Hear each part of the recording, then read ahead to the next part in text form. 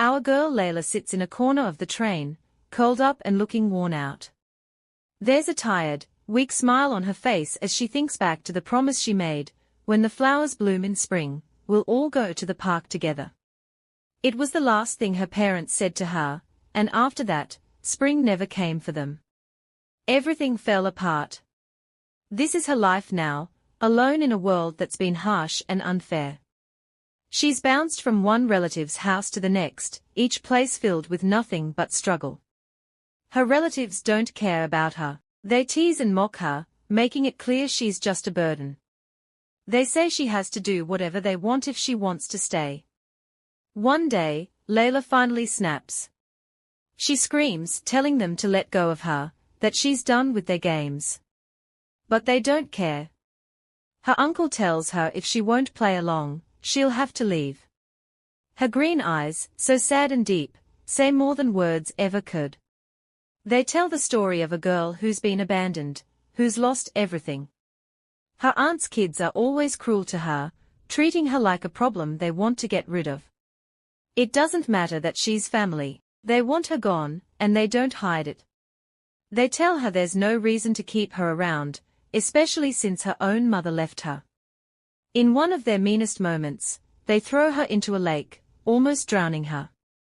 It's clear they're not just picking on her, they want her out of their lives for good. Layla is dragged into the house, her body hurting from the beating she just received. But it's not over. Her uncle is there, and he's ready to hurt her again. His anger is all aimed at her, and he blames her for all the bad things in his life. He says his luck has been terrible since she came to live with him. No one can stop him, especially when he's lost money gambling. He comes home drunk, full of rage, and takes it all out on Layla. His wife begs him to stop, to spare the little girl, but he doesn't care. Layla is trapped in a nightmare, with no way out. She has no place to go, no one to help her. She just lies there, staring up at the stars, wondering if things will ever get better. But the world is cruel, and bad things just keep happening, like snow falling suddenly in the middle of the night. The next day, Layla talks to her aunt. She promises she won't be a burden. She says she'll stay quiet, do whatever her aunt asks, just so she won't be abandoned. She clings to her aunt, tears in her eyes, begging her not to leave her alone. But her aunt doesn't care. She pulls Layla's hands off, telling her it's enough, telling her to leave. Go find another relative, she says. Layla is falling apart, ready to break down, but all she gets from her aunt is a cold, empty look. Her aunt says anywhere is better than here, then tells her goodbye. Once again, Layla is left alone, standing on the side of the road in the freezing cold. History repeats itself. After that, she ends up at another relative's house, hoping for something better, but deep down, she knows it's just the same story.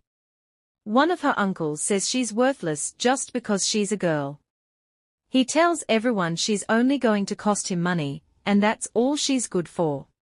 Her aunt asks her what she did wrong to get kicked out of the last house, like it's all Layla's fault. She questions why Layla even showed up at her door, and in the end, she rejects her too. Another family decides they can't take care of her, either. Layla thought being quiet and doing what she was told would make people like her, but it wasn't enough. It seems no one is willing to take care of an orphan, especially a girl whose own mother abandoned her. Layla starts to wonder if this is just how things are, maybe it's normal. After all, her own birth mother left her, so why would anyone else want to take her in? Layla finds herself in a new place, sitting at a table with a man. He asks her if she knows where Berg is. She says she does. He writes something down on a piece of paper, and hands it to her. He tells her to go to Berg and find a person he describes on the paper. He says the paper has the contact information she'll need. Layla clutches the piece of paper tightly, knowing she'll board the first train to Berg, leaving Levita, the place where she was born and raised. On the train, she holds the paper close, a spark of hope in her eyes. She's curious about what's to come, hoping for a better future, placing her hopes on the unknown name written there. When she arrives at the Berg Karlsvar station, everything seems fine. People are going about their day like it's any other, but Layla's heart is full of questions. She's here, in Berg, but will she be able to find him? What if she can't? She can't go back to Levita, there's nothing for her there anymore. She tries not to think the worst and stays hopeful, reminding herself that this is where her father was born. She can speak the Berger accent because of him, and that makes her feel a little more at home in this strange place. There was a time in Layla's life when everything was peaceful. She was much younger then, smiling and enjoying happy moments with her parents. But time moves fast, and things change. Now, Layla is older, a smart young lady who keeps encouraging herself. She reminds herself that if she ever feels lost or unsure about what to do, all she has to do is ask. As she walks forward, she continues to speak positive words in her heart. She's confident she'll be fine, and that she doesn't have to worry about anything. As she walks, she notices a postman nearby. He looks friendly, so without hesitating, she approaches him. Layla asks him if he can help her find a location, the one written on the piece of paper she's holding. The postman looks at the paper and gives her a kind response. He says he knows the name and address on it. As luck would have it, he's familiar with the person she's looking for. He tells her the person's name is Bill Lemma, and he works as the gardener for the Duke. The postman says he's actually on his way to deliver something to the Duke's mansion, and that it's fine if she joins him. Layla is surprised by the turn of events. Could this be fate finally turning in her favor? She can't believe her good luck and the kindness of the postman. She thanks him, feeling a mix of excitement and relief, and starts walking with him. They move forward with a cart, and Layla is amazed by all the things she sees along the way. When they finally arrive at the Duke's mansion, she is in awe. It looks like something out of a fairy tale. She's here to meet the gardener, but the mansion itself is just as incredible. It's hard to believe someone works as a gardener in such a beautiful place. This is where her journey has led her. Layla walks with her bag in hand, her mind racing with thoughts of what kind of person Mr. Bill Lemma will be. She spots him not too far away, working in the garden. When she sees him, she feels a little nervous. Will he accept her? She takes a deep breath, trying to calm herself. Whatever happens, she's ready to meet him. She's determined to be polite and smile when she talks to him. She raises her voice and asks if he is Mr. Bill Lemma, and when he hears her, he stops working, lays down his shovel, and looks her way. He confirms that he's the person she's looking for. Layla is surprised by his appearance and starts to sweat, feeling a little shaken. She takes a deep breath, reminding herself that she's prepared for this moment for a long time. She can't mess it up now. Layla gathers her courage and speaks up. She greets Mr. Lemma with a warm smile and introduces herself as Layla Liulin, saying she's from Levita. Mr. Lemma pauses for a moment, processing what she said. When he hears Levita, he immediately understands her accent. He asks if she crossed the border, and she confirms that she did, traveling by train. Then he asks what she wants from him, and for a moment, Layla can't find the words. She just holds her bag tightly, hoping the man in Levita told him about her. Mr. Lemma waits for her to speak, looking at her with a questioning expression. Just then, the postman walks up to them. He greets Mr. Lemma and mentions that it looks like Layla has met him already. Mr. Lemma asks if the postman brought her here, and the postman confirms that he did, handing Mr. Lemma a letter from Levita. When Mr. Lemma hears that, his expression changes, and he doesn't seem too pleased. The postman, having completed his task, says his goodbyes and leaves them to go on their way. The letter says, "Dear Mr. Bill Lemma, a girl will come to you. Her name is Layla Liulin, daughter of Albert Liulin. Her mother left a long time ago, after having an affair with another man. After that, Albert turned to alcohol, got sick, and eventually passed away. The girl has been bouncing from one relative's house to another with nowhere to call home. The families don't treat her well, and my own family is too poor to take her in. We can't afford to take care of her. You are the only one left who can take her in because of your connection to the family. I heard you work as a gardener for a famous duke, and you are the only one who might be able to help. I am sending her to you. As Mr. Lemma reads the letter, his face grows darker, and his anger starts to show. He doesn't argue with the fact that the girl is his relative, but the truth is, he never knew her father.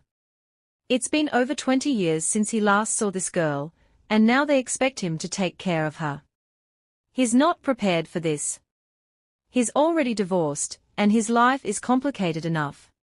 He crumples the letter in his hand, frustrated, and wonders why they didn't just send her to an orphanage instead of dropping her on his doorstep.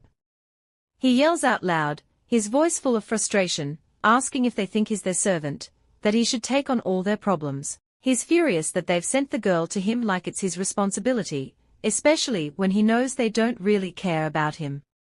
He's struggling to understand how any of her so-called relatives, who call themselves adults, could do this to a child. Sending her here alone is outrageous to him.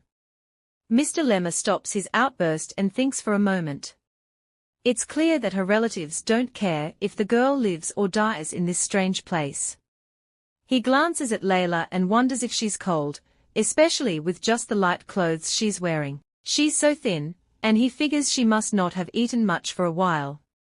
He can't imagine what it was like for her to travel all the way here to a foreign country, with only a small suitcase, all alone. His frustration grows, and he slaps his face, trying to shake off the thoughts racing through his mind. Layla, noticing his frustration, calls out to him softly. When he looks at her, she stands on her tiptoes and tells him not to worry about her. She says she's not that young, and she'll be 12 in just a week. She offers to help him with anything, saying she can read and write well, so she could be very useful to him. Mr. Lemma just stands there, surprised. He can't believe how innocent and determined this little girl is. After a moment, he gathers his gardening tools and tells Layla to follow him. He says she needs food first before they can figure out what to do next. Time passes, and soon it's night. They're inside Mr. Lemma's house, and Layla wonders if he lives alone. Doesn't he have any family? At the dinner table, Mr. Lemma speaks to her and asks if the meal is enough to satisfy her hunger. Layla tells him she doesn't eat much, but the food will be fine. Mr. Lemma replies that he doesn't like kids much because they have small appetites, but he expects her to eat everything, like a cow. Layla doesn't answer right away, she just focuses on her food. She handles her utensils carefully, and after a moment, she tells him that she doesn't eat like a cow, but she can eat just fine. Mr. Lemma looks at Layla, and says he can see that she's not afraid. He slams his mug on the table, his face changing into a much more serious, almost scary expression. He then asks her if she's not scared of him. Layla just smiles brightly, saying no, she's not scared. She tells him that he doesn't shout at her or hit her, and he even gives her enough food to eat, like the meal she's having right now. She thanks him and says she really believes he's a good person. Mr. Lemma feels even more angry. A burning feeling grows in his chest as he wonders what kind of life this young girl has had, that she's thankful just for being treated with basic kindness. He curses the people who were supposed to care for her, calling them horrible, cruel people. He takes a big gulp from his cup, still struggling with his thoughts. His financial situation isn't great, and he knows it doesn't make sense for him to try to take care of her long term. He'll have to think about it later, but for now, he doesn't know what to do with her or where to send her. The next day, Mr. Lemma comes to a temporary decision. He tells Layla that she can stay with him in his house until they figure out what to do with her. Layla looks at herself in the mirror, wondering what will happen next, though deep down she feels like this is just another stop in the endless journey of uncertainty she's used to. She heads out of her room and finds Mr. Lemma in the kitchen.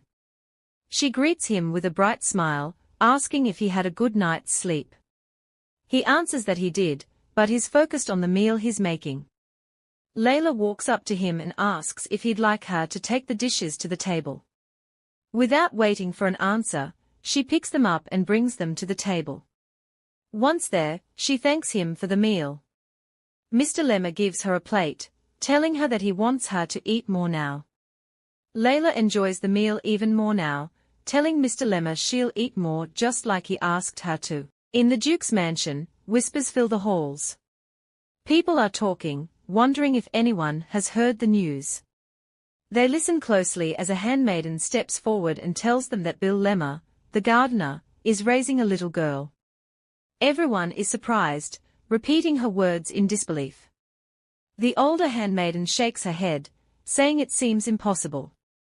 She jokes that it's more likely for Mr. Lemma to raise an elephant, or a lion, or some other wild animal, than a little girl. But the younger handmaiden insists she's sure it's a girl. One of the young manservants in the group also thinks it's strange. He says that Mr. Lemma has lived alone ever since his wife passed away, and he asks if anyone knows if he had any children. Someone else says they heard a rumor that Mr. Lemma's wife couldn't have children, so how could he be raising a girl? Another handmaiden says she's not ready to dismiss him just yet. She points out that Mr. Lemma might actually be good at something like that, since he's so talented with flowers. He's the best gardener they have, and even the lady of the house has praised him for his skills. The older handmaiden raises an eyebrow and asks what that has to do with raising a child. She says that children aren't like flowers, and she doesn't see how they could be the same. But she's not willing to completely write him off yet. The oldest handmaiden, though, seems nervous. She's heard rumors, and she's worried that things could get messy, especially with Mr. Lemma and this little girl. One of the young manservants catches everyone's attention and points outside, saying it looks like the rumors are true after all. Everyone hurries to the window to see what he means. They are all shocked by the sight. Outside, Mr. Lemma is pushing his wheelbarrow, and Layla is walking behind him, holding a pot of plants. Someone asks if she's really a girl. Another person notices her blonde hair and wonders how old she is. They all wonder how such a young girl ended up with Mr. Lemma. That's the question on everyone's mind. It doesn't take long for them to get their answer. The story of Layla Liulin, the orphan, spreads quickly among the mansion staff. The handmaidens like Layla. One day, she brings them some flowers, and they are really happy to receive them. They ask her if her name is Layla, just like they've heard. One of the maidens gives her some cookies, and Layla hesitates, asking if it's really okay for her to take them. The maiden smiles and assures her that it's fine, hoping she enjoys them. Layla thanks her and enjoys the cookies. Later, the two maidens talk among themselves in the mansion. One wonders if the little girl is really an orphan. The other wonders what Bill will do with her, what his plans are for this young, beautiful soul. Whenever anyone asks Bill about Layla, he always gives the same answer. Bill Lemma tells everyone he's still thinking about what to do with Layla. He hasn't made up his mind yet, and he can't keep her forever, so he needs to figure out another solution. He says he's taking his time to make the decision. He had been thinking that maybe by the time spring comes, he'll have everything figured out. But by now, it's become normal to see Layla helping out with the work and following him around. The staff at the Herhardt mansion, who watch them both, start to talk. They all agree that Bill Lemma, the gardener, is good at taking care of flowers, but maybe not much else. They think it's a bit odd that they just came to that conclusion, but they don't mind. Maybe they made their decision because they care about him. One day at Bill's house, someone brings a basket to him. He looks at it with a frown and asks what's inside. The maiden tells him it's cookies and bread, left over from a tea party the day before. Bill tells her he doesn't like sweet things, but the lady doesn't care. She says the food is for Layla anyway. Bill grumbles that lately, it seems like everyone is using Layla as an excuse to come to his house. First, Someone brought her clothes, then books, and lots of things to help her learn to write. Even a lady who's never come to visit him before showed up with gifts. There are people who just come to see Layla for no reason, and it's starting to get on his nerves. The lady says that's because Layla is so beautiful, kind, and polite. She doesn't understand why Bill doesn't see that, and she asks if he doesn't know that's why everyone is interested in her. It's really cute to watch Layla run around the gardens and forests, like a little squirrel. She brings so much light, joy, and hope to everyone around her. It's been a long time since the Duke's house felt so full of happiness. The lady asks Bill if he remembers how the Duke was back then, when he was just like Layla. While they are talking, the lady notices Layla trying to climb a tree. She exclaims, asking Mr. L what is happening. She can't believe what she's seeing and shouts that the little girl is actually climbing the tree. Mr. L stays calm and even grins a little, telling her that someone must have taught Layla how to climb trees, because it's a useful skill. The lady stands up in shock and anger, asking Mr. L who taught Layla to do that. She asks what he's been teaching the girl. Mr. L says he's raising her well, and doesn't see the problem. The lady is upset, saying Layla is a girl and should be raised like a delicate flower, not climbing trees. She's stunned, wondering if Mr. L seriously thinks this is the right way to raise Layla, and she's worried about how the girl will turn out. Mr. L gets angry too, telling her that she's annoying him. He says he's sure Layla will be fine as long as she sleeps well and stays healthy, and he doesn't like the criticism. The lady calms down a bit and asks if he's made up his mind about what to do with Layla. Mr. L asks what she's talking about.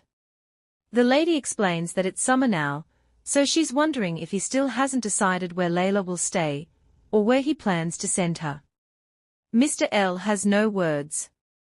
He still hasn't figured out what to do about Layla's future. In the end, he feels like she'll have to go to an orphanage, which seems like the safest option.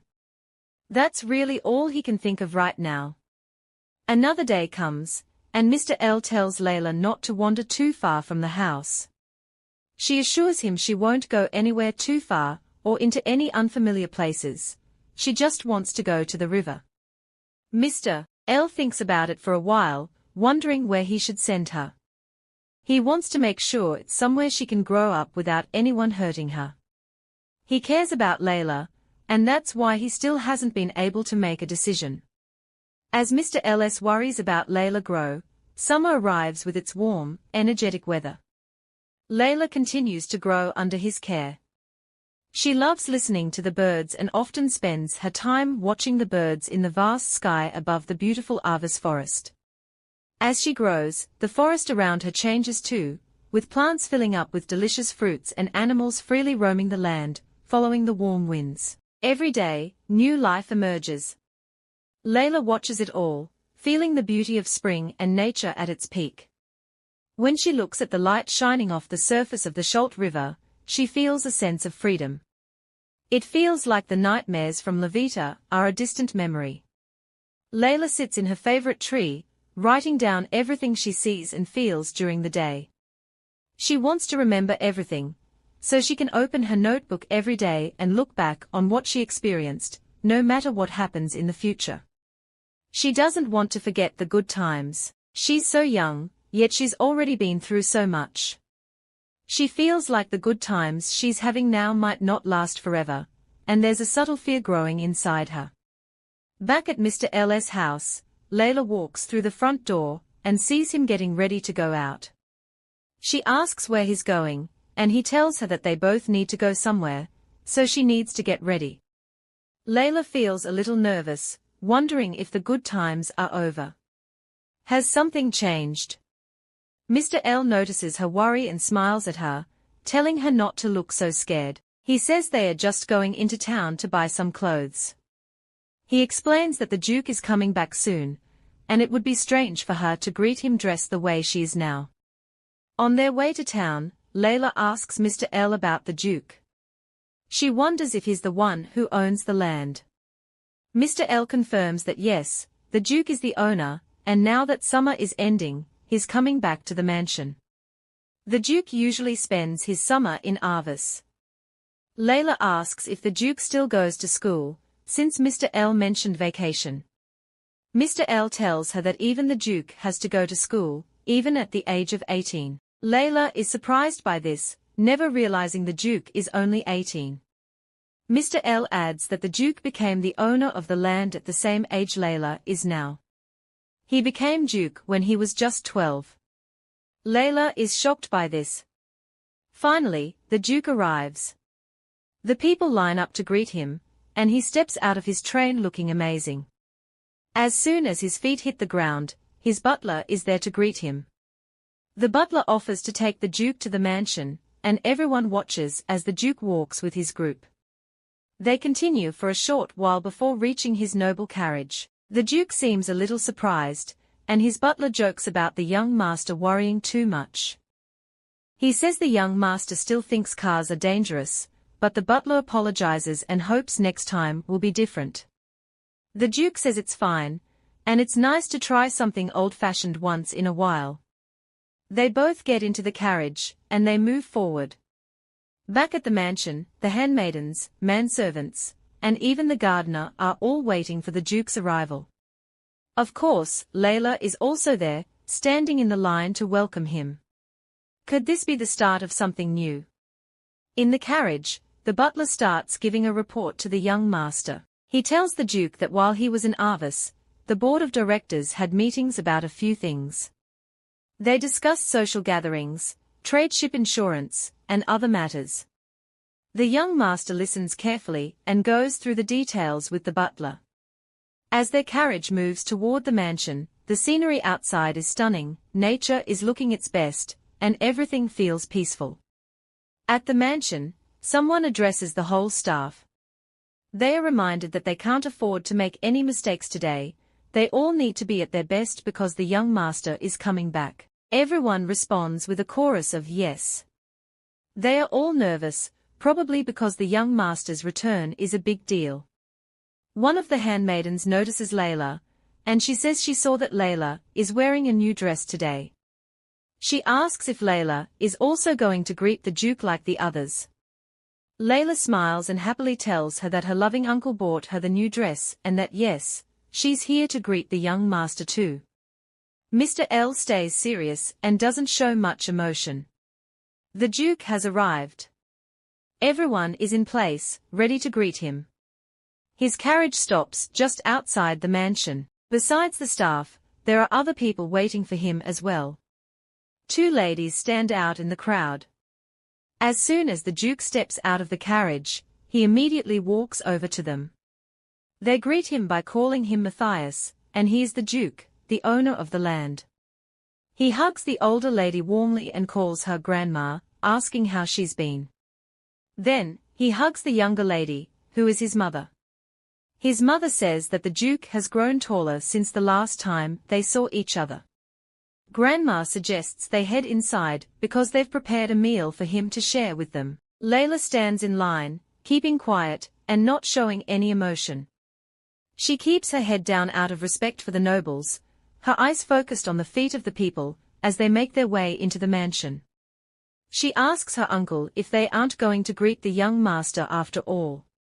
Mr. L tells her they'll have to do it next time. As they make their way back to his house, he asks Layla if she's feeling sad. She admits that she's a little bit sad because he went through the trouble of getting her a new dress.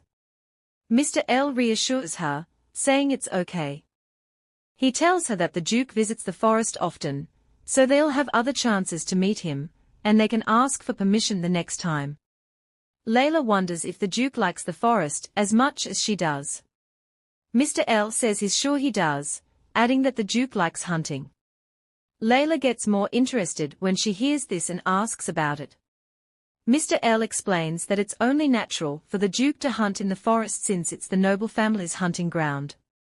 Layla asks if her uncle hunts too, especially birds.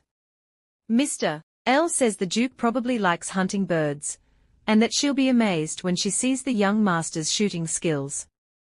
He's still young, but he's already a great marksman. Layla feels frustrated by this news, her hands gripping her dress, as she asks why the Duke hunts birds. She wonders why he would do that when there's plenty of food in the mansion for the nobles without having to hunt. Mr. L explains to Layla that hunting is something nobles enjoy, and of all the things they hunt, birds are the most fun. As he speaks, Layla stops behind him, and a look of betrayal slowly appears on her face. Her eyes start to sparkle, and soon enough, tears begin to form. She tells him that she hopes the Duke doesn't like hunting. Mr. L realizes that he might have said too much. He knows that for a little girl like Layla, it probably feels different when birds are involved. Layla then asks if there's any chance, any possibility, that the Duke wouldn't like hunting birds. Mr. L doesn't know how to answer her and stays quiet. A week later, Layla runs through the forest like she's trying to catch up with someone. She hears a sound coming from a tree, and it's something she recognizes right away. A big smile spreads across her face as she climbs up the tree to find out what it is. When she looks closely, she sees a nest with hatched eggs and baby birds. The new life has arrived, and she's the first to see it. She counts the little chicks, 5 in total, all so cute. The birds chirp as if they are calling for someone, and Layla tells them she knows they are hungry. She tells them to wait a bit because their mother will be back soon to feed them. Sitting in the tree, she starts to think back to when her own mother was around. She remembers the time her mother packed up all her things, and little Layla asked if her mom was going somewhere. Her mom said yes and handed her a little jar of sweets, telling her she was going somewhere far away. Layla asked if her mom would be back before she ate all the sweets, and her mom said yes. That was the last time Layla saw her mother. Layla looks up at the tree and sees the mother bird returning. She carefully climbs down, trying not to disturb the little birds so their mother won't be alarmed. The bird flies into the nest and meets her 5 newly hatched chicks. Layla smiles, feeling happy as she watches this beautiful moment. She moves to her favorite tree, sits down, and stares out at the vast river. She thinks about how wonderful her life has been lately. First, there was the forest, with nature's warm embrace in the spring. Then, her uncle gave her a new dress, and now, the baby birds have hatched safely, all 5 of them. Their feathers are growing so fluffy. Layla carefully draws the birds in her memory book, feeling proud of the little creatures. She thinks about how soon they'll have to leave the nest. In 2 weeks, they'll be flying on their own. She feels excited and joyful about that. She packs up her book, eager to tell Mr. L about everything she's seen. Before she climbs down, she hears someone approaching. She pauses, unsure whether to climb down or wait. She looks down and sees a young man on a horse getting closer. He stops near the tree, takes out a hunting rifle, and removes his hat. Layla wonders if she should wait until he passes, but now it feels like that might be hard. She watches him as he gets closer, noticing his every move. When she decides to climb down, he senses movement in the tree and gets ready. He's quick and sharp, and as soon as he notices something, he aims his rifle and gets his fingers on the trigger. Layla screams, panic rising in her chest, and holds onto the tree as the gun points directly at her. It's a terrifying sight, and she can't help but scream at the sudden danger. It's only natural to react like this when someone points a weapon at you so quickly. Even though Layla is scared, she speaks. She tells the young man she was going to climb down after he passed by, but she changed her mind. He asks who she is, and her voice shakes as she tells him her name. It's Layla. Layla Liulin. She runs all the way home as fast as she can, and Mr. L is surprised when he sees her coming. He asks what happened. She tells him everything in detail, about the young man she met in the forest. He was tall, with black hair and blue eyes, and his voice was soft, like a waterfowl's feather. Layla is really good at noticing the little things. She explains that the young man had a gun, but then some people came to him. Mr. L listens and says he's sure it was the young master she met. He fits her description perfectly, and he must have been the Duke, hunting in the woods. He reminds Layla that he told her she'd meet the young master often in the forest. Then he asks if she greeted him properly. Layla remembers how she introduced herself. She was trembling with fear, screaming. Mr. L pats her on the head gently and tells her the person she met was the Duke himself. Just then, a gunshot rings out from afar. Layla feels a wave of fear and worry. Hunting has started. She remembers asking before if the young master hunts birds, and now, she's terrified for the little birds. The 5 baby birds in the nest are still too young, and they'll be flying soon, but she fears they might get hurt. Maybe the Duke really likes hunting birds the most. He's young, but he's an amazing marksman, as Mr. L had said. Layla is in shock and fear, tears filling her eyes. Mr. L gently touches her shoulder and tries to calm her down. He tells her they need to go home, but she just stands there, frozen. Her tears fall, and she wonders if something bad has already happened. The Duke, Matthias von Herhardt, is from a very powerful and respected family. He is the heir to a prestigious line, and he's known as one of the most distinguished aristocrats in the land.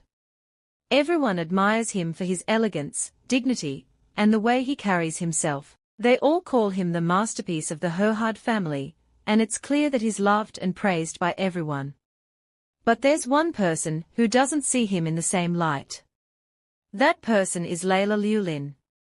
On the day the Duke went hunting in the woods, Layla was also there. She saw so many birds that had lost their lives in just one day. All of them were victims of the Duke's hunt. The smaller birds are the hardest to hit, but he managed to take down so many. He didn't even look at the birds after he shot them. Layla crouches down near one of the little birds, its tiny body covered in blood. She wonders why it had to happen this way. Even if the birds were dead, all he had to do was leave them alone, but he didn't. Recently, a mother chickadee who had been feeding her chicks every day died. The weak, helpless chicks stayed in their nest, never having the chance to fly. They died without their mother. Layla has been burying all the dead birds for the past month, since the Duke started coming to the forest. She's decided to give him a nickname, the Slayer of the Beautiful Birds. She thinks it's a fitting title. Of course, that's just how Layla sees things. Time passes, and one day, Layla is looking out the window at the wide open fields. Mr. L walks up behind her, stretches out his arms, and comforts her. He leads her outside for the day's activities, trying to ease her mind. Layla sits by herself on a picnic mat under the shade of a tree. She wonders if she'll be alone again today. Uncle Bill is working in a hot place, and whenever she tells him she wants to help, he just brushes her off. Instead, he tells her to rest and relax where she is. This time, he warns her that if she keeps asking to follow him, he'll get really angry. He tells her he hates children who don't listen. He also says that when he calls for her later, she can come down, and if she gets hungry, she can eat as many peaches as she wants. Layla feels a little down, but doesn't argue. She curls up with her knees to her chest. Then, someone approaches. It's a young boy, smiling as he says hello to her. Layla is surprised, wondering who he is since she's never seen him before. The boy asks if she lives here, and she says she does, with her uncle, the gardener. The boy asks if she's talking about the scary gardener. Layla quickly says Mr. L isn't scary at all. The boy laughs and says he gets scared whenever he sees Mr. L. Layla then asks if the boy lives here, but he says he doesn't. He's only here because of his father. His father is the Duke's family doctor, and today, the Duke's grandmother, Dowager Herhardt, is getting an examination.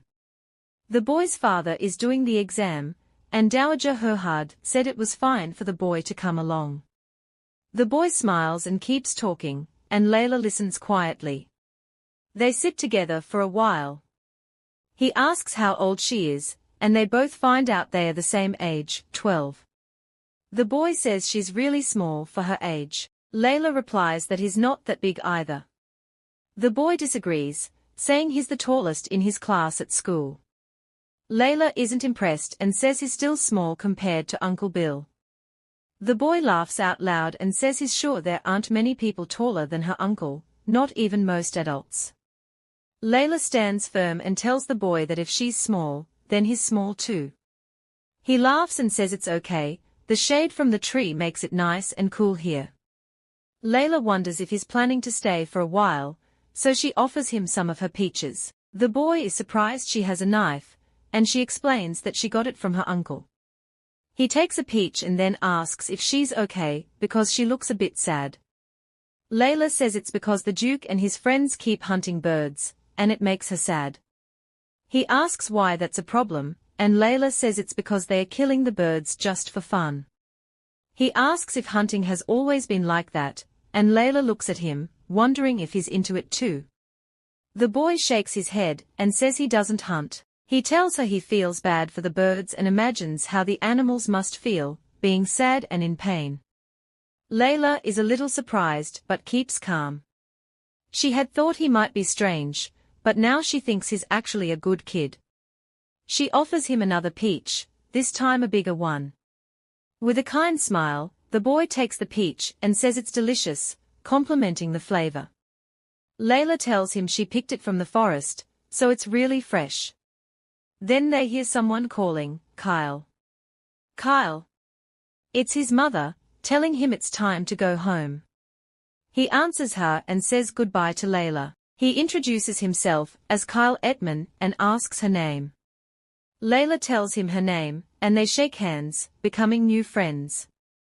Kyle waves goodbye and says they'll play together again sometime. Layla wonders if they really will see each other again.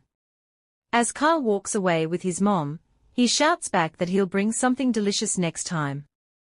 Layla waves him goodbye with a smile, thinking it's probably better not to tell him that she might be leaving soon. With his mother, Kyle is asked who the girl was, and he says she's the one who lives with the gardener, that she's his new friend and the same age as him.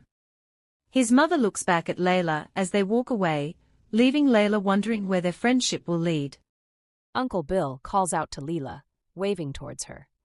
She rushes to him joyfully, asking if he is finished, and he assures her that he is, though he watches her carefully, worried she might fall. As they walk down the path together, he asks if she is hungry, but she assures him that she ate peaches earlier and is fine. She excitedly mentions meeting a kid her age, but before she can continue, her eyes land on Matthias and two other boys approaching them. The boys praise Matthias for hitting fast-moving birds that are almost impossible to see with the naked eye. Matthias and Layla lock eyes, both staring at each other. Uncle Bill takes a short bow and greets Matthias, who acknowledges him before listening, as Uncle Bill apologizes for not informing him earlier and requests that Layla stay in Arvis for the time being. Although he already has permission from the two duchesses, he feels it is respectful to inform the Duke as well. Layla lowers her head, feeling nervous. One of the boys with Matthias suddenly recognizes her as the child who stays behind the woods, recalling how she was sitting on a tree and how Matthias almost mistook her for a bird. Matthias finally responds, leaving the decision up to Uncle Bill before preparing to leave. As the three of them take a different path, Layla notices one of the boys holding a dead bird and immediately closes her eyes in discomfort. Uncle Bill pats her head gently and tells her they should go home. She nods and follows him. Later that day, a group of noblewomen gathers around an outdoor table engaged in discussion. Claudine sighs repeatedly, causing her mother to scold her, reminding her to act like a lady. However, Claudine complains about feeling lonely and bored, stirring her tea absent-mindedly. Her mother suggests she join the boys for entertainment, but she dismisses the idea, stating that they do not acknowledge her presence and only talk about topics she does not understand. Madame Herhardt, petting a small dog on her lap, agrees that it must be dull without friends of the same age. Claudine immediately latches on to this, pointing out that even Madame Herhardt understands her feelings, while her mother looks exasperated but remains composed.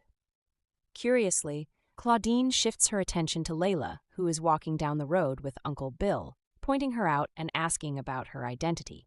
She notes that Layla seems to be her age and asks if she can play with her.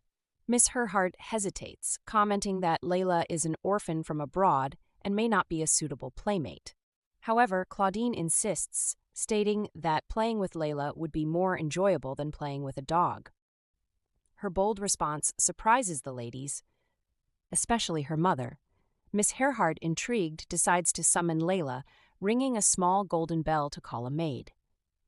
The maid approaches Uncle Bill, informing him that Miss Herhardt has requested Layla. He is puzzled by the sudden order, questioning why a noble lady would concern herself with Layla. The maid explains that the young lady from the Brandt family wants to play with her. Understanding that Miss Herhardt's orders are absolute, Uncle Bill has no choice but to let Layla go. However, before he can say much, Layla confidently assures him that she will return soon. With that, the maid takes her away while Uncle Bill continues his journey home alone. Upon arrival, the maid announces Layla's presence. Madame Herhardt, seeing her up close for the first time, immediately admires her delicate features, calling her adorable. She then turns to Claudine and asks if she likes her. Claudine, without hesitation, responds positively, thanking Madame Herhardt. Layla, however, feels confused by their choice of words, wondering why they speak, as if she is an object to be liked or disliked. Observing the elegant clothing and refined mannerisms of the people around her, she realizes that no one seems to care about her feelings. As if to emphasize this point, Miss Herhardt orders the maid to take Layla away for something.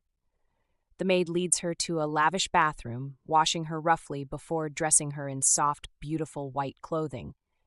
The touch is painful, but Layla endures it, understanding that this is an order from Madame Herhardt.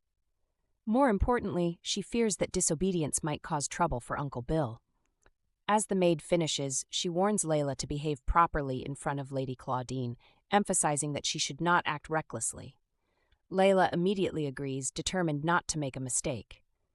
The maid then leads her to the entrance of Claudine's room. Upon arrival, the maid announces her presence. Claudine, in an excited and pleasant tone, immediately invites her inside, her anticipation evident as she waits to meet her new playmate. We are introduced to Layla Lulin, a 12-year-old girl who finds herself in an unfamiliar place. Claudine, the young noble, bombards her with questions, making it clear that she expected someone different. The girl's small size surprises her, and Layla, hearing this comment for the second time today, reminds herself to endure it. She thinks of Mr. Bill, drawing strength from the thought. The noble then asks if she can play the piano. At first, she answers in confusion before realizing what is being asked. It is her first time seeing such an instrument. Claudine continues, playing a tune and expecting her to know it, but Layla has never heard it before. This pattern repeats as she is questioned about flower arrangements, dice, card games, and even chess, yet she knows none of them. The noble's disappointment is clear as she coldly remarks on how pitiful this is. Claudine stands, approaching the girl with a sharp gaze. She states that Layla is just a child who knows nothing, and these words sting even though she does not react. The noble goes on, saying that she had waited, expecting someone fun, only to be met with disappointment. She even compares her to a puppy before walking out, leaving behind an unspoken but heavy sense of rejection. The moment she is alone, Layla stares at the ground, struggling with the weight of those words. She longs to return to Mr. Bill's house, the only place that feels like home. However, she hesitates, wondering if she should wait in case Claudine returns. Time passes, and she finally stands up, deciding to leave the room.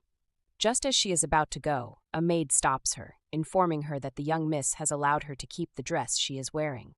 Additionally, she is handed a gold coin, though her expression shows clear hesitation. The maid, unfazed, takes her hand and places the coin in it, explaining that it is polite to accept a noble's gift. Layla silently obeys before stepping away, convincing herself not to dwell on it. She puts on a brave face and heads home. As she descends the stairs, a voice suddenly calls her name. Claudine stands in the distance, flanked by two men. One of them questions who Layla is, but Claudine dismissively states that she is just the child the gardener is raising. Layla looks around, relieved that the Duke is not present. Claudine lightly waves, bidding her farewell, but instead of comfort, it only deepens the ache in her chest. She yearns to escape this unfamiliar place, so she hurries in the direction of Mr. Bill's house. However, in her rush, she slips, the gold coin slipping from her grasp. It rolls across the floor, stopping right in front of Matthias, the Duke himself. As she attempts to rise, her eyes meet the cold, piercing stare of a man who sees her as nothing more than a nuisance. Fear grips her, but she remains composed, keeping her gaze down. The pain she feels is not from the bruises, but from Claudine's words, which continue to echo in her mind. They cut deeper than anything else. She picks up the coin, bows respectfully, and continues on her way without looking back. The entire time, she holds back the tears pressing against her throat. Only when she reaches the forest and sees the warm, inviting light of Mr. Bill's house does she finally understand what she has been feeling all along. It is sadness. Bill opens the door to Layla's room, surprised to see her still in bed. He asks if she isn't going to the woods today, but she simply responds that she will stay home. Understanding her mood, he shuts the door gently and walks away. As he grabs a cup of tea and heads to the dining table, he can't help but reflect on how it has already been 2 days since she returned. She has barely left her room, shutting herself in with a heavy heart. He takes a sip of his tea, and a sudden realization dawns on him. Was the house always this quiet? The stillness feels unusual, and he wonders if it is simply because of her absence in the usual morning routine. Eventually, she emerges and joins him at the table, pushing a gold coin wrapped in a handkerchief toward him. Without hesitation, she explains that Lady Claudine gave it to her and insists he should take it. He stares at the coin, but instead of joy, a complicated look crosses his face. Now, he finally understands why she has been so down ever since she came back from the main mansion. Bringing food to the table, he settles back in his seat, confirming aloud that she must be talking about that young, aristocratic lady. She immediately nods, but when he asks why she is giving the money to him, her answer surprises him. She believes it is too much for her, and since she has been thinking about it, she realizes that what she did wasn't bad work. Even if it's just a small amount, she wants to repay him for everything he has done for her. He is taken aback by her words. When she first returned, he thought she got injured doing chores, and he had pretended not to know out of fear that bringing it up might make her cry. But now, he clenches his fists as anger boils inside him. These people, how dare they? However, he quickly composes himself and tells her to keep the money. Confused, she asks if she really earned it, and he reassures her that she did. It was payment for handling an aristocrat's boredom, and she should be proud of it. Although she still has doubts, his words make her feel slightly better. With a small smile, he congratulates her on entering the adult world, but she hesitates, wondering if she isn't too young for that. He tells her that as long as she can make a living, she is already an adult. Her concern shifts to the amount. She only received 1 gold coin. However, he explains that in a world where many struggle to earn even a fraction of that, having such a start is remarkable. The filled plate of food he places in front of her distracts her, and he praises her, saying she will grow into an outstanding adult. Lightening the mood, he playfully comments that she has been whining for days and should eat a lot since he likes kids who eat heartily. Her eyes light up as she eagerly digs into the food, asking if eating well will help her grow. He confirms, but when he curiously asks if someone made fun of her size, she awkwardly admits that she simply thinks she looks too small. He is about to tell her that she is still a child, but suddenly recalls that he called her an adult just moments ago. To shift the conversation, he asks if she wants apple juice, and she immediately responds with excitement. However, another thought crosses her mind. Wouldn't it be a waste to just keep the money and not use it?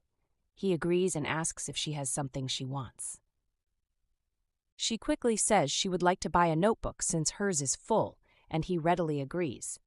As she adds colored pencils to her list, he tells her she can have as many as she wants. Then, she unexpectedly turns the question on him, asking if there's anything he wants.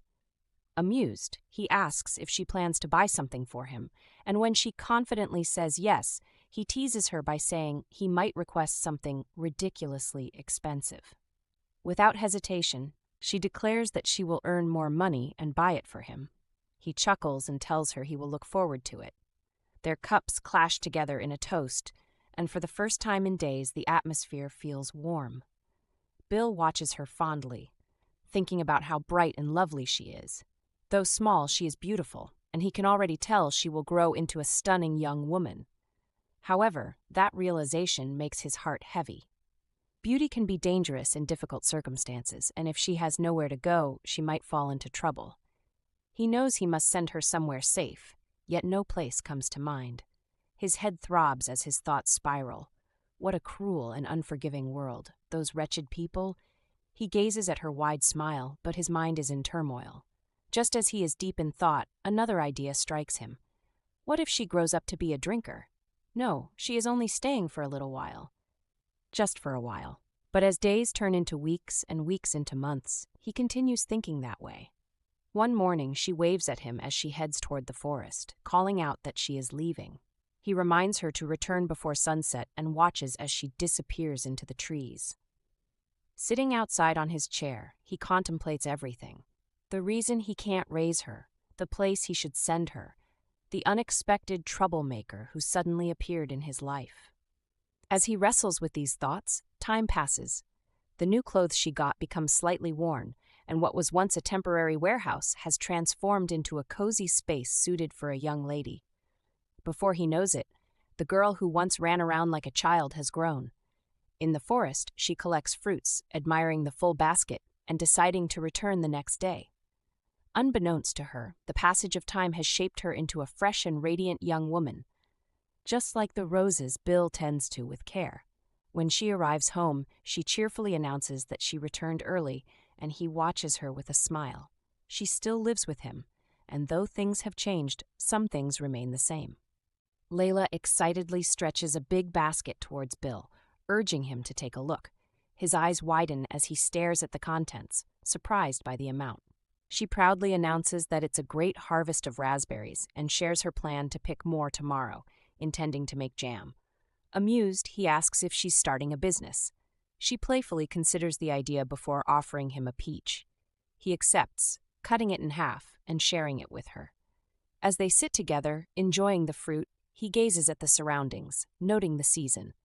She agrees with a gentle smile, acknowledging that summer has arrived once again. Later that night, she struggles to focus on her book, the words blurring before her eyes. She realizes the exam is near, and her eyesight has worsened. She contemplates saving money to buy glasses and wonders how many bottles of jam would be enough to afford them. The thought of turning all the raspberries into jam tempts her, and she decides to start early the next morning.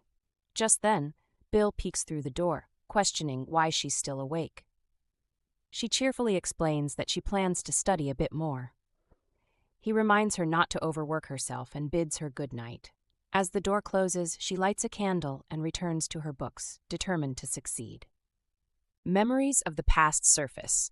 How Bill chose to send her to school despite opposition. People believed an orphan like her should simply marry into a good family or serve as a maid, but he refused to listen. His belief in her potential filled her with purpose, and his words about becoming an outstanding woman became a promise she held close. She convinces herself that excelling in the exam is the first step toward repaying his kindness. The next day, after school, she walks toward the exit with two classmates, pushing her bicycle alongside them. One asks about vacation plans, and while one eagerly shares her trip plans, Layla admits she hasn't decided yet. Just then, a familiar voice calls her name. Squinting, she strains to see, then realizes it's Kyle. Her friends notice her surprise and encourage her to go to him. With a quick farewell, she approaches, asking why he came instead of visiting later. He casually says he passed by, though in reality, he skipped tennis practice just to see her. Meanwhile, at the club, his absence sparks frustration among teammates, who suspect he's with her again. Ignoring the commotion elsewhere, he offers to buy ice cream, and she happily agrees, unaware of the effort he made just to be with her. As they walk, she mentions a book she wants to check at the bookstore. He immediately agrees, following her inside. She flips through the pages, explaining her interest in migratory birds and her plan to document them over the vacation. He watches her intently, remarking on her love for birds. His heart pounds as he hesitates, contemplating whether today is the right time to confess. As she turns to meet his gaze, the thought lingers. Should he finally tell her how he feels? Kyle wonders if today is the right day to confess. His eyes stay locked on her as he debates the thought. She notices his intense gaze and asks if there's something he wants to say, but he quickly denies it, trying to shift the topic. Instead, he asks if she has chosen all the books she wants. She nods, deciding to buy just one before heading home. He silently convinces himself that now is not the time. Since he isn't sure about her feelings, he fears rushing things might ruin their friendship. Still, seeing her grow more beautiful every day makes it difficult to stay patient. He considers if it's necessary to start as lovers when they have known each other for so long. Maybe skipping to being a couple would be better. His thoughts spiral further, imagining their future, marriage, a life together, and how stunning she would look in a wedding dress. His mind drifts so far that he doesn't realize he's smiling until she asks why he's laughing. Caught off guard, he struggles to answer, but she assumes he's making fun of her for failing her geometry test. She playfully insists that someone like him, who excels at the subject, could never understand her struggles. Climbing onto her bicycle, she speeds up, forcing him to chase after her. As they ride side by side, Kyle brings up some news, mentioning that Duke Herhardt is returning soon after nearly 2 years. He doesn't realize how much the name affects her until she responds coldly, showing no interest. He seems surprised, questioning why she isn't curious, but deep down she already knows why. Memories of the past flood her mind. Lady Claudine had brought her to the mansion only to leave her alone, giving her nothing more than some money. However, it was the Duke who truly made her feel worthless. The scars from the contempt and mistreatment she endured as a child remain fresh. Even now, she avoids seeing him, keeping her head lowered whenever he is near. Just as she sinks deeper into these thoughts, Kyle's voice suddenly pulls her back to reality. He wonders if he should try to become an officer like the Duke, picturing himself as a top marksman. The idea is amusing to him, but she immediately reminds him of the time he failed to catch a chicken, effectively shutting down his fantasy. He groans at the memory, still embarrassed about it.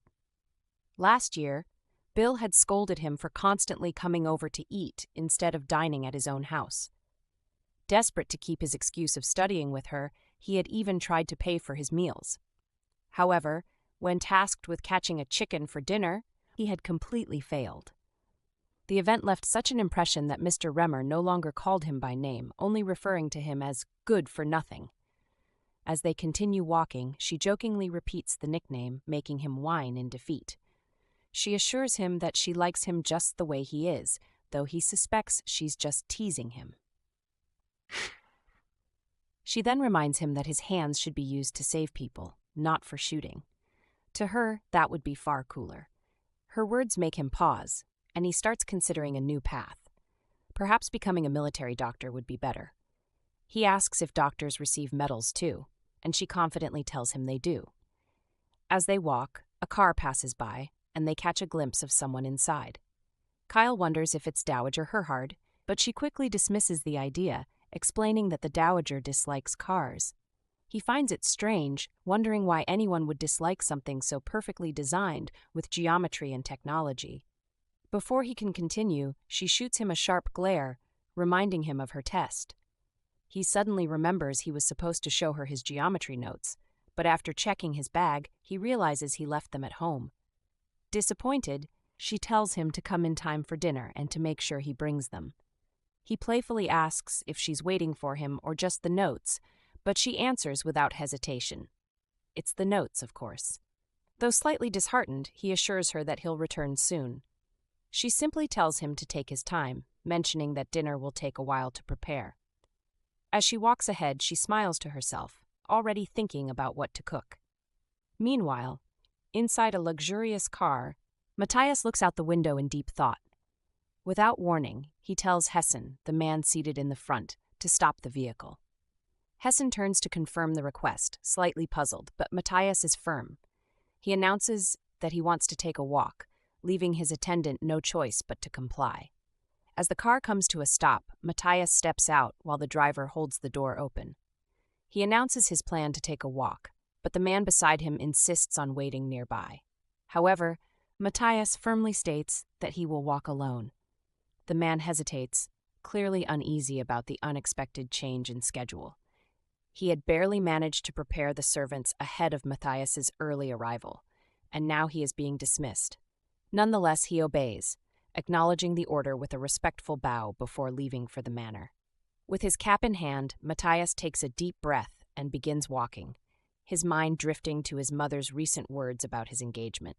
It is a logical step, something expected of him, and Claudine von Brandt seems like the ideal match. His grandmother had praised her lineage, and his mother had already made arrangements. He had accepted everything without question, just as he always had. His life has always been perfectly structured, an ideal son, an exemplary student, a model officer. Soon he will marry the perfect woman and become the perfect father, strengthening his family's position as the head of the Herhardt lineage, just as his grandfather and father had done before him. As he walks, Layla rides past him on her bicycle. A moment later, she turns her head, realizing she just passed someone familiar. The shock causes her to lose balance, and she falls, scraping her knees. Embarrassed, she quickly lifts her head and meets the gaze of the Duke himself. His eyes linger on her as recognition dawns. That blonde hair, it belongs to the child he remembers, the girl who used to run through the forest, burying dead birds, Layla Lulin. He wonders if she still lives on his estate. Gathering herself, she quickly apologizes and bows before bending down to pick up her scattered books. She reaches for her pen, but his foot suddenly steps on it. Her body tenses as she hears her name. Matthias calls her name again, demanding her attention. Her hands shake slightly, but she forces herself to answer, her voice quiet but steady. She had avoided looking at him directly, but now, with his foot on her pen, she has no choice. He finally lifts his foot, and she hurriedly retrieves the pen, feeling bewildered.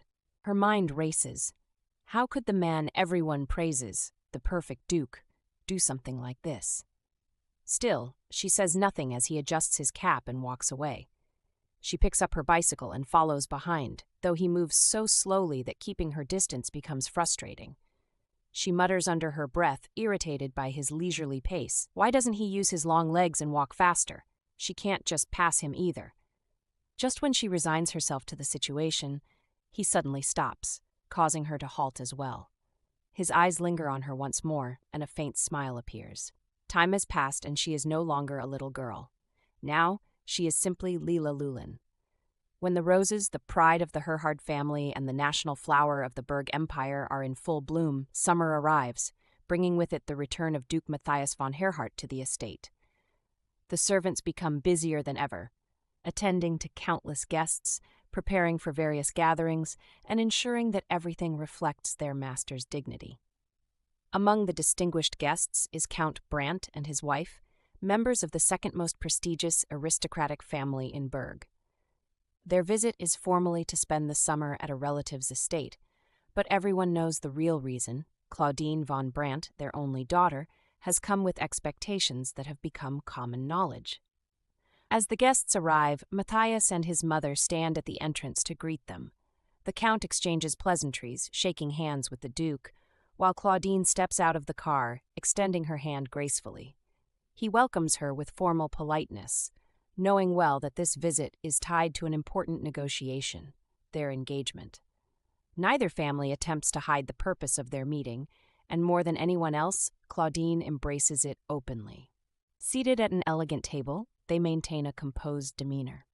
When Claudine compliments the greenhouse, Lady Herhardt responds with a subtle hint, implying that she looks forward to passing it on to someone who will appreciate its value.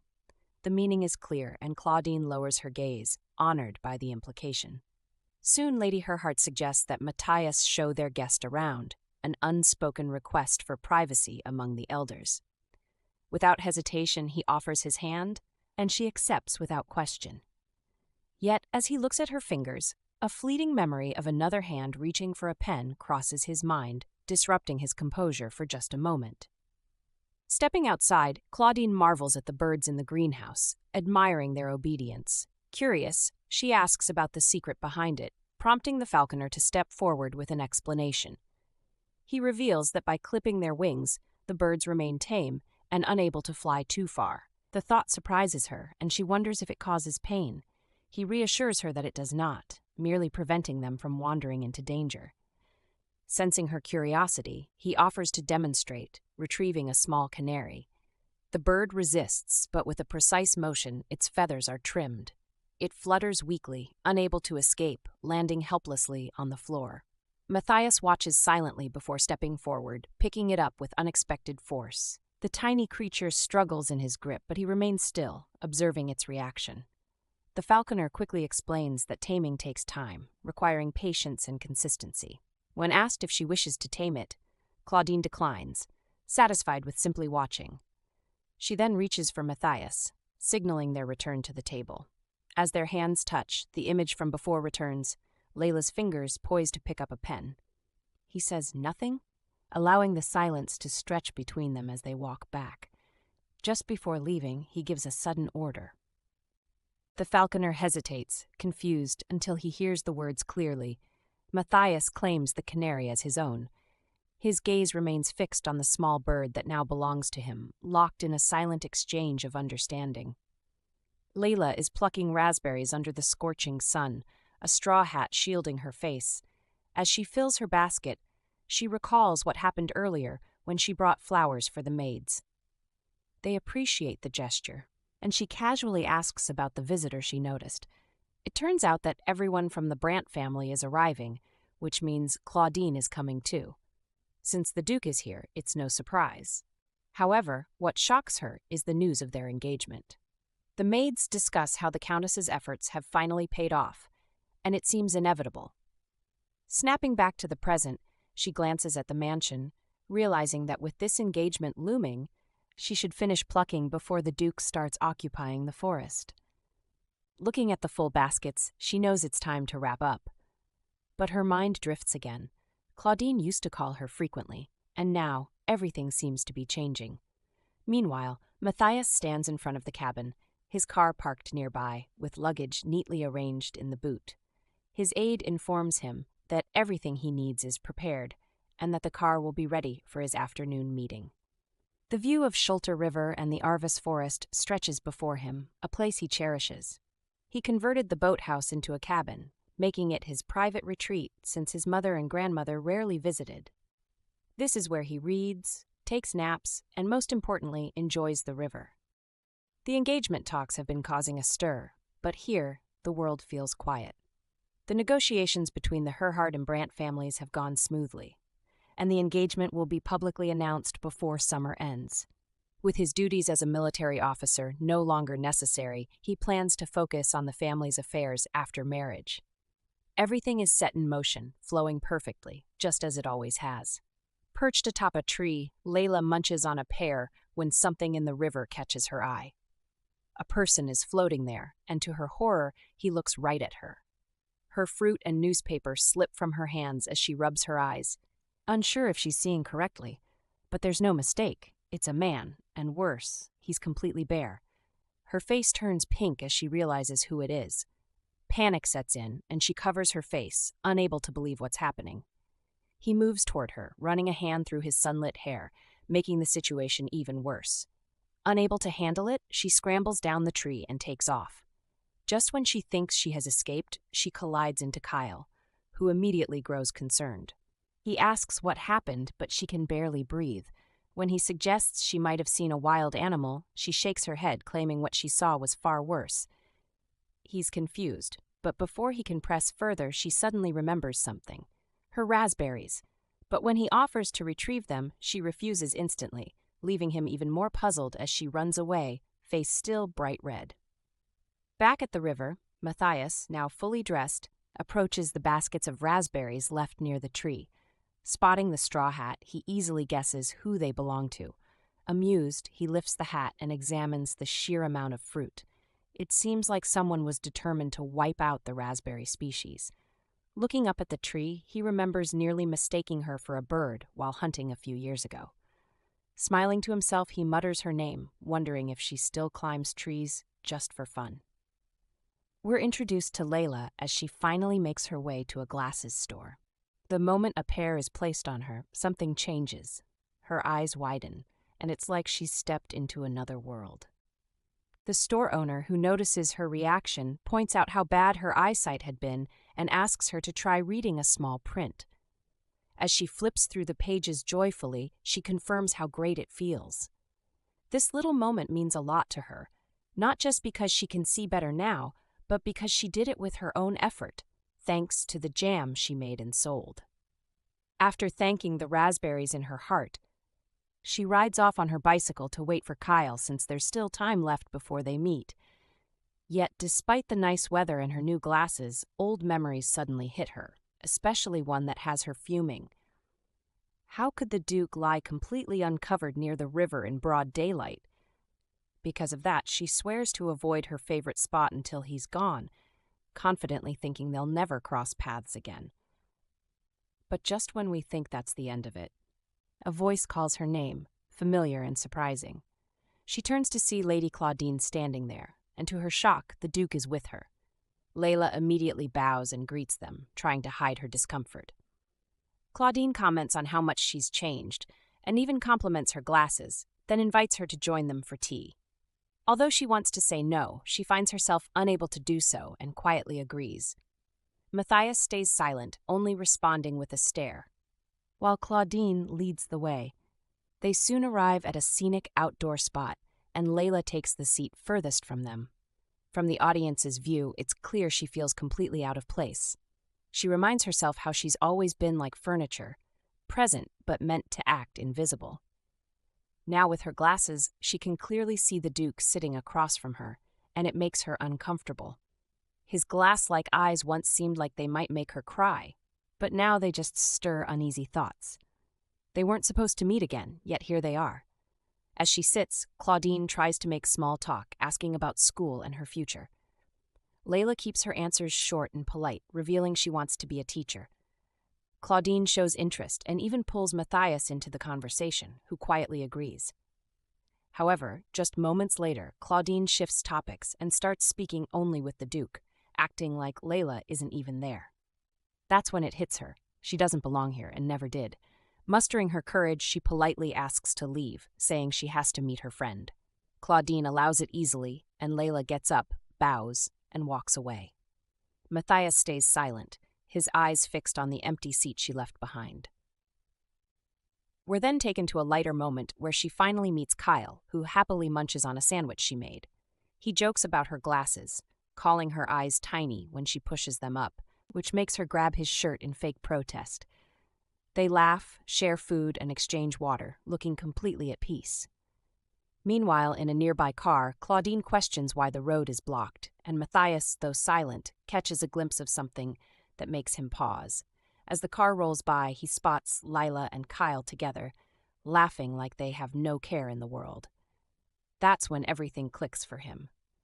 She left the tea table not because she had something urgent, but because she genuinely wanted to be with that boy. He stares at Kyle, now realizing he's the doctor's son, Kyle Atman.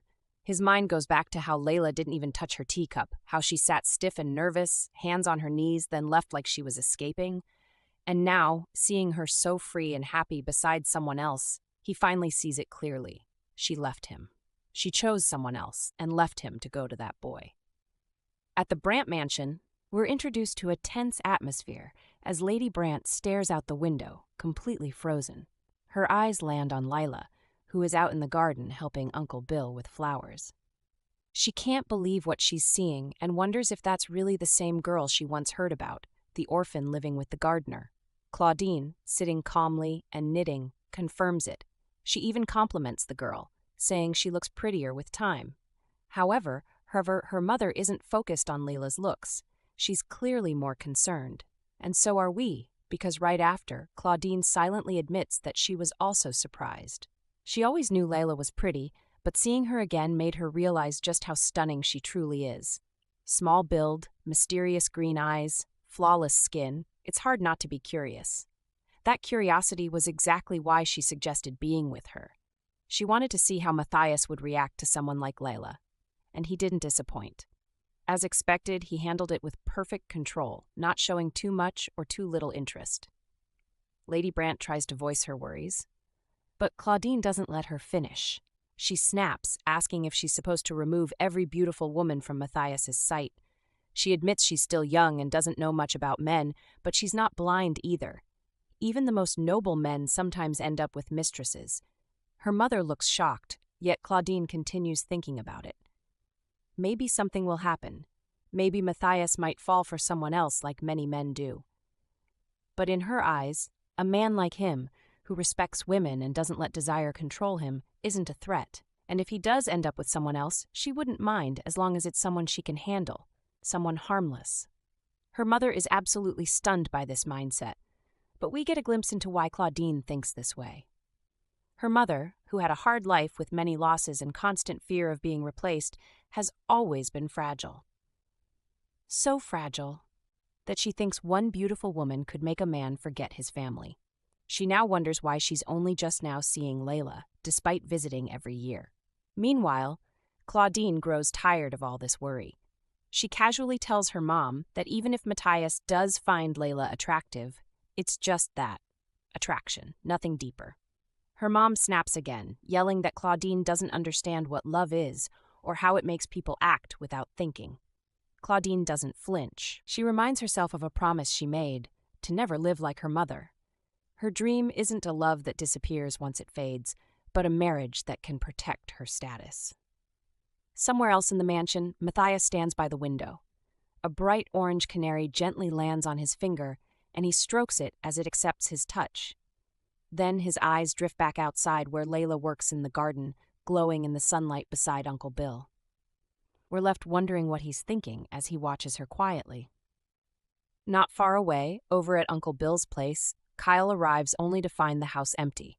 He figures Layla's probably outside helping her uncle, so he waits. As he sits, his mind wanders. He even plans to leave his bike behind on purpose so they'll have to ride together later. In his mind, he sees her holding his shirt, the two of them riding through town, sharing ice cream. It's such a soft, silly image, but it makes his heart beat like crazy. The scariest part, though, is the thought that someone else might come along and take her away from him. The fear alone is enough to make him think about blurting out his feelings one day. Just then, her cheerful voice calls his name and breaks him out of it. She waves, wearing a hat decorated with flowers, and he bursts into laughter. He teases her about the hat, calling it a giant vase, but the moment he senses Uncle Bill's deadly glare, he instantly changes his tune. He backtracks fast, calling the hat beautiful and complimenting her uncle's great taste, with the fakest smile ever. And just like that, the scene leaves us laughing. In the next moment, we get to hear a little backstory from Layla. She recalls how Uncle Bill got upset when she bought expensive glasses without telling him. Holding them now, she remembers how he looked genuinely hurt, asking why she kept it a secret, wondering if she didn't trust him. She explains how she didn't want to be a burden, so she tried to handle it alone. This man, who had never once raised his voice at her, looked so sad that it made the days after painfully awkward. So to make things right, she asked for something small, a very pretty hat. And just like that, he got her one. Not only that, he picked it out himself. Sure, people mocked it for being too flashy, and even Kyle laughed at first, but now he's apologizing sincerely, realizing how special the gift actually is. To her, flowers are the prettiest thing in the world, so a hat full of them?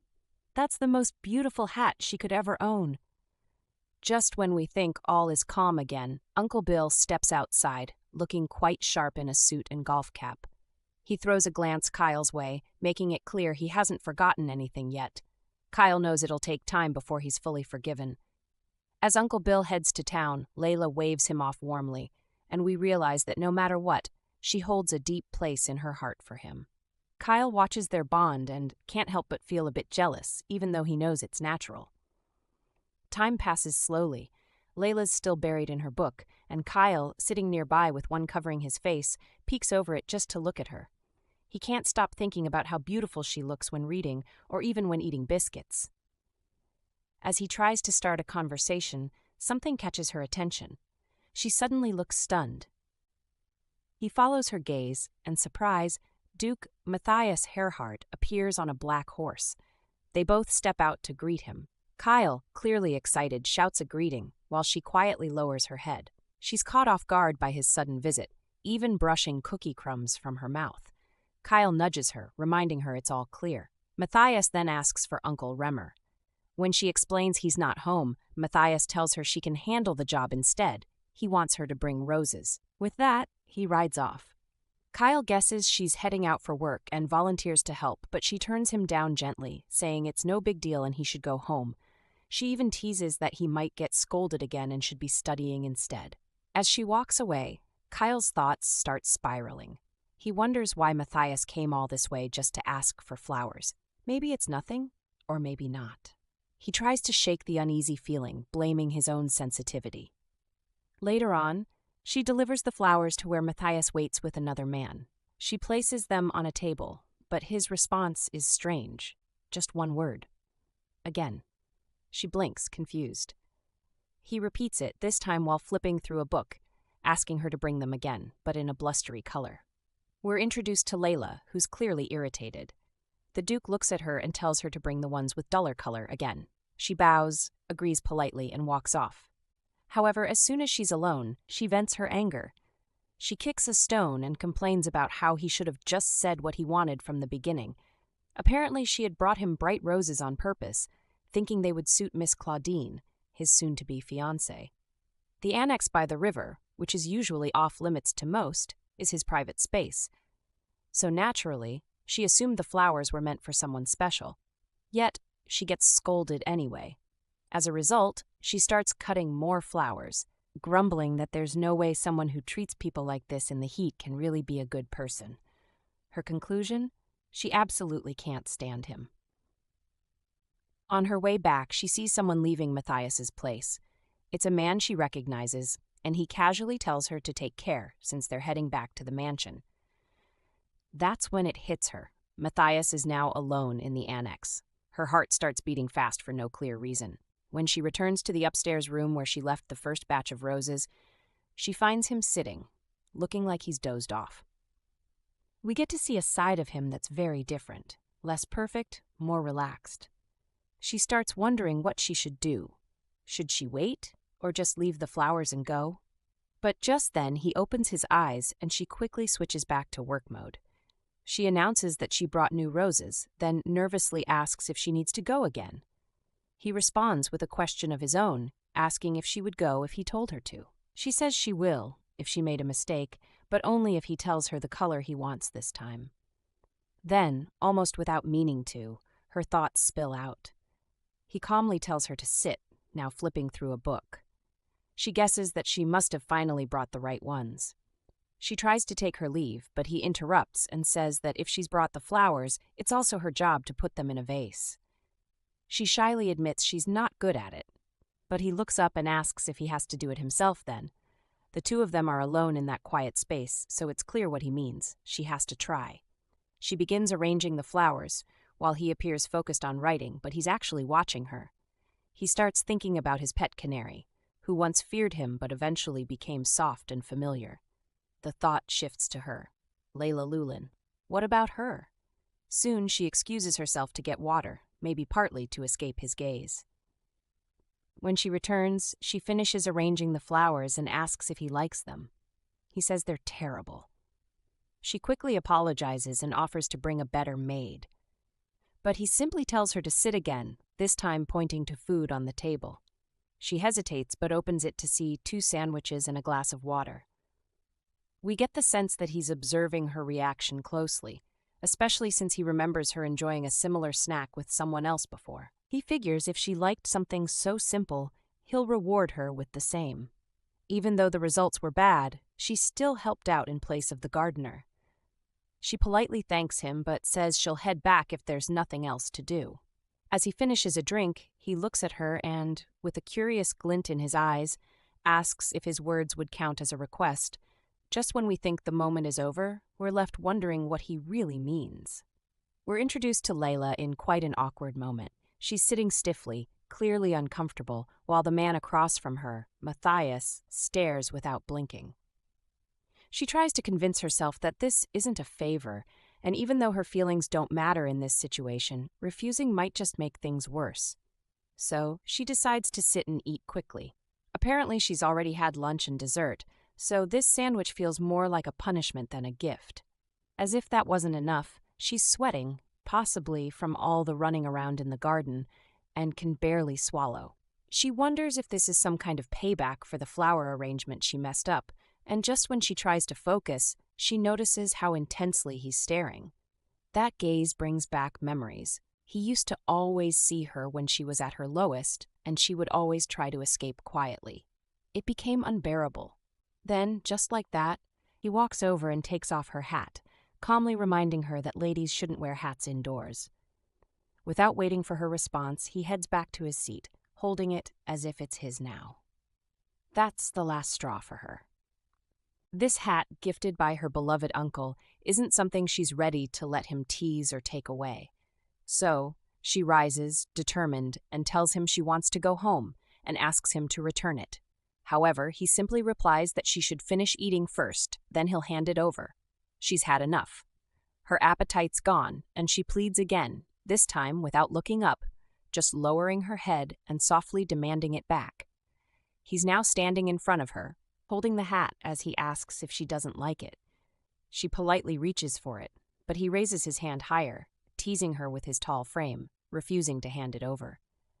As the tension builds, his eyes drift to a sandwich on the floor, probably dropped when she stood up in frustration. Without a word, his eyes narrow. Then, out of nowhere, he tosses the hat out of the window. In shock, she dashes after it, catching sight of the ribbon, almost saving it. It sails down past the balcony and lands in the river below. She rushes to the dock, watching helplessly as the hat floats further and further away.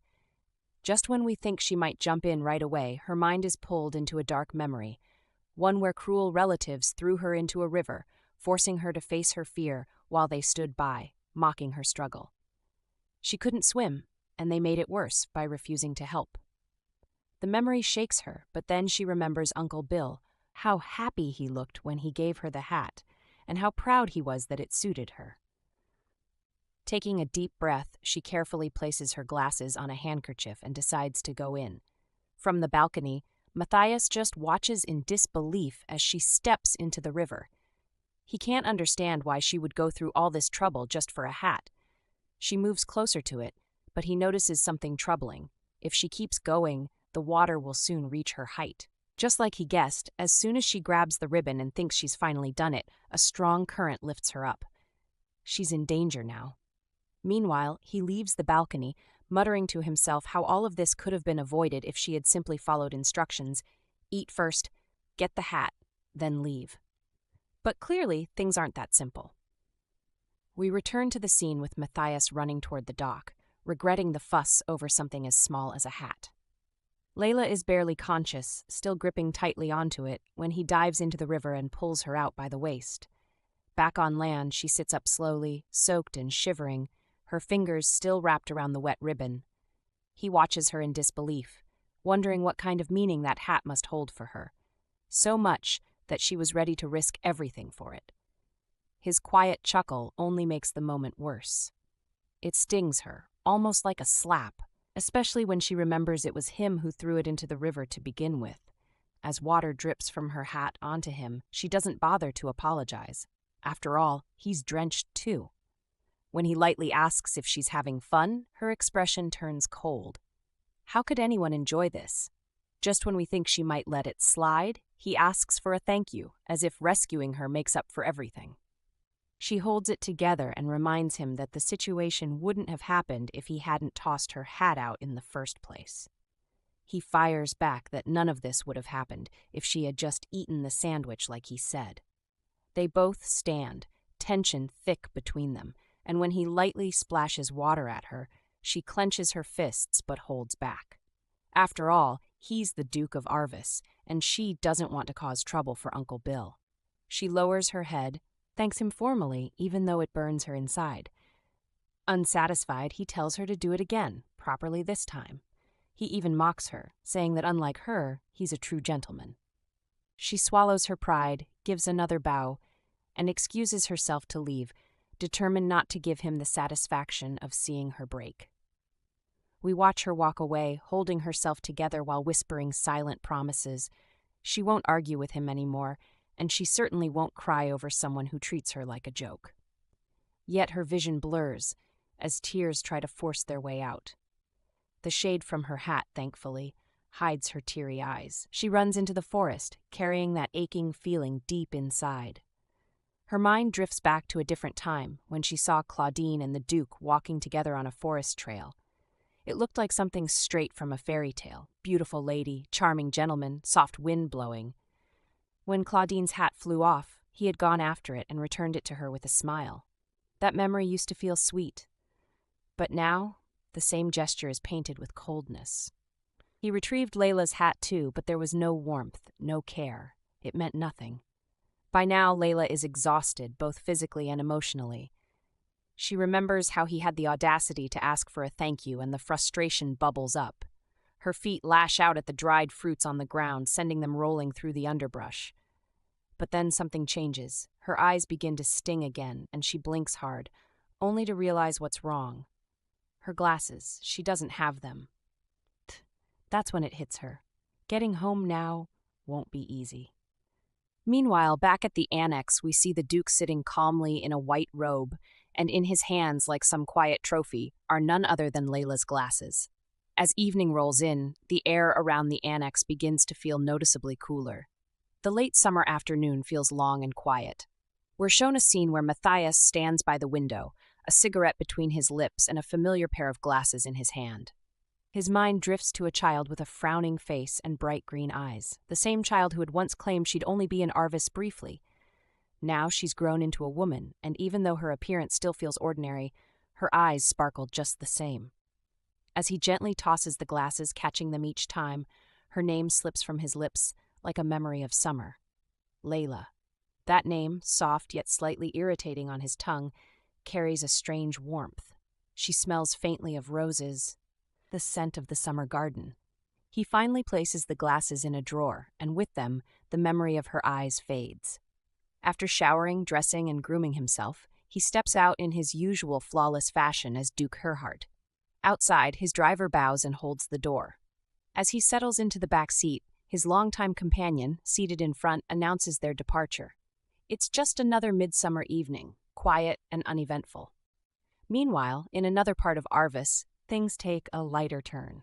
We see Layla laughing with her Uncle Bill, both holding cups of beer. He brings up a missing hairpin, her 13th birthday gift, which a crow had snatched away. She remembers that day clearly, the heartbreak still fresh. He jokes that he's searched every crow's nest since, but she warns she might grow to dislike crows if it happens again. They laugh and toast, enjoying the moment.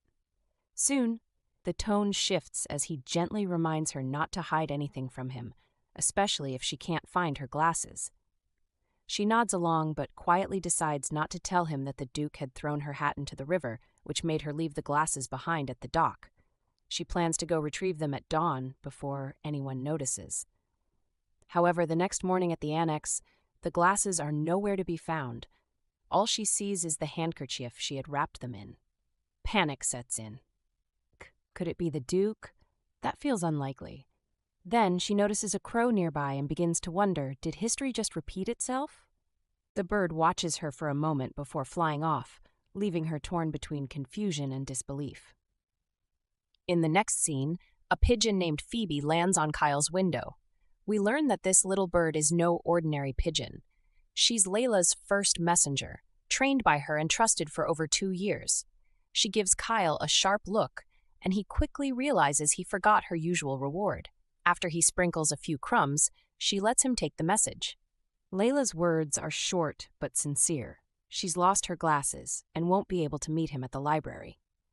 Kyle is stunned. He remembers clearly how hard she worked to buy those glasses, so it's surprising she would lose them. Without wasting time, he grabs his suit from the rack and heads toward the door. His mother questions him immediately, sensing he's about to see Layla again. He insists he's going to the library to study and manages to slip out before she can say more. She's clearly frustrated, tired of seeing him wrapped up in what she calls childhood games. But Kyle doesn't care. He bikes straight to Layla's place anyway. On arrival, he finds her spreading laundry and quickly asks if she's found the glasses yet. She tells him she hasn't. Kyle offers to buy her a new pair and even suggests they go into town together. His offer catches her off guard, and for a moment, her full attention shifts to him. She asks him why, and right then, he realizes his emotions got ahead of him. He remembers who she is, someone who doesn't easily accept help. She refuses his offer and explains that she wants to find them herself. We can already tell from the look in her eyes what that means. Having known her since childhood, Kyle understands that expression more than anyone. It's the determined look of Layla Lulin, the one who never gives up once she sets her mind to something. Despite his concern, he says nothing more. As she turns back to continue what she was doing, her voice calmly declares that she will find them for sure. There's no doubt about it. Whether it was taken by a crow or someone else, she's made her choice. She's going to get them back. And somehow, we can't help but believe her. Because when Layla sets her heart on something, nothing, not even a mischievous bird or a stubborn Duke, can stop her. If you're eager for the next chapter, drop a comment expressing your interest in a part 3. Don't forget to subscribe and ensure to hit the notification bell to stay updated.